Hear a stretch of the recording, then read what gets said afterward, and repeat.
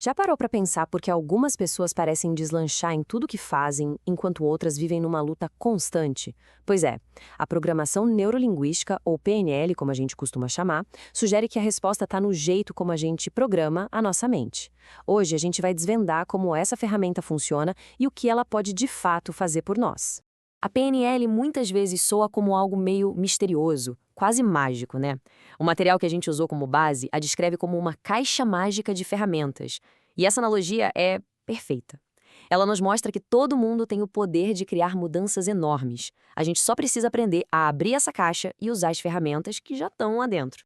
Ok, então vamos direto ao ponto. O que exatamente é PNL? Nessa primeira parte, a gente vai construir a base para entender todo o resto. A essência da PNL é o estudo da excelência. É uma virada de chave, sabe? Em vez de focar nos problemas, a pergunta é o que funciona? A ideia principal é a tal da modelagem, que é basicamente observar pessoas que são incríveis em alguma coisa, seja na comunicação, na liderança, na arte, e decifrar a estrutura de pensamento delas para que outras pessoas também possam aprender. No fim das contas, é sobre entender como a gente organiza a nossa própria experiência do mundo. E um dos melhores jeitos de entender a PNL é quebrando o próprio nome. Cada pedacinho dá uma pista valiosa sobre como ela funciona. Vamos dar uma olhada. Começando com programação. Isso tem a ver com os nossos programas mentais. Pensa neles como as estratégias que a gente roda na nossa cabeça para fazer tudo, desde amarrar o sapato até tomar uma decisão importante. A PNL tenta entender como esses programas são criados e, o mais importante, como dá para otimizar eles para ter resultados melhores. Depois vem o neuro. Isso fala da nossa neurologia, essa conexão poderosa de mão dupla entre a mente e o corpo. Um simples pensamento pode gerar uma reação física, assim como uma postura corporal pode mudar nosso estado mental.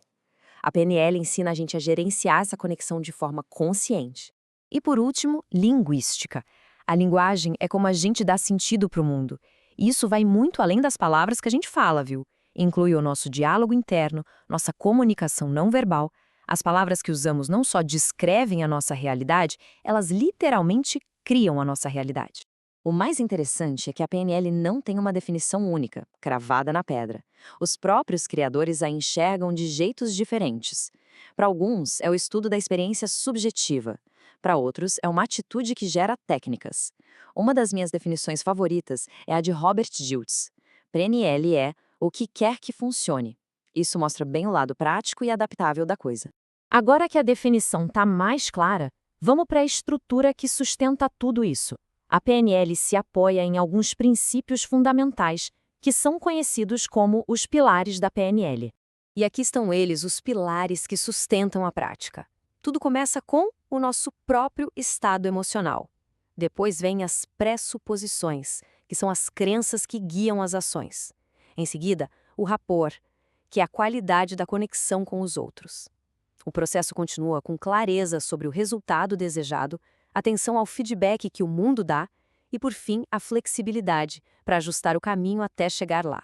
Agora, vamos dar um zoom em um desses pilares, as pressuposições.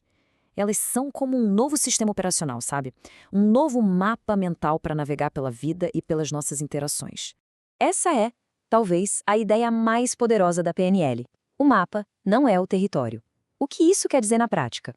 Que a nossa percepção da realidade, o nosso mapa, não é a realidade em si. É só uma representação. Pensa só, duas pessoas podem viver exatamente a mesma experiência, mas saem dela com visões completamente opostas. Por quê? Porque os mapas delas são diferentes. Entender isso é o primeiro passo para qualquer mudança. E isso muda completamente o jogo da comunicação. A PNL propõe uma inversão radical de foco, da intenção para o resultado que se obtém. A frase-chave é: o significado da comunicação é a resposta que ela provoca. Ou seja, se a outra pessoa não entendeu, a responsabilidade é de quem comunica, de tentar de outra forma até conseguir se fazer entender.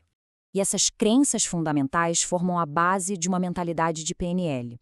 Por exemplo, a ideia de que todo comportamento tem uma intenção positiva. Mesmo uma ação que parece negativa na sua origem tem uma tentativa de alcançar algo bom para aquela pessoa. Ou a crença de que não existe fracasso, apenas feedback. Isso nos liberta do medo de errar e transforma cada resultado em puro aprendizado. Adotar essas perspectivas muda tudo. Bom, agora que a gente entendeu a filosofia, vamos ver como a PNL lida com a aplicação prática, começando com o princípio básico de autocuidado, que vem antes de tentar mudar qualquer outra coisa. Todo mundo já ouviu isso no avião, né?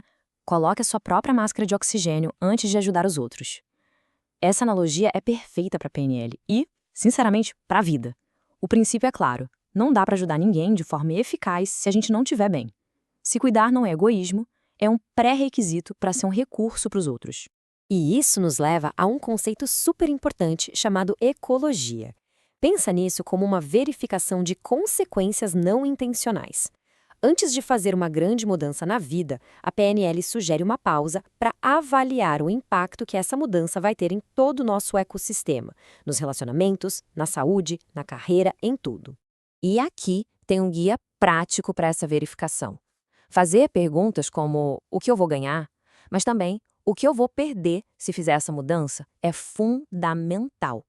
Avaliar o preço de uma mudança e se a gente está disposto a pagá-lo garante que a solução para um problema não acabe criando outros piores em outra área da vida. E para fechar nessa análise, fica esta pergunta para reflexão. Se nossas vidas são guiadas por nossos mapas mentais e não pelo território em si, e se a PNL oferece ferramentas para atualizar esses mapas, que parte desse mapa interno, se fosse redesenhada, poderia criar a maior mudança positiva nessa jornada?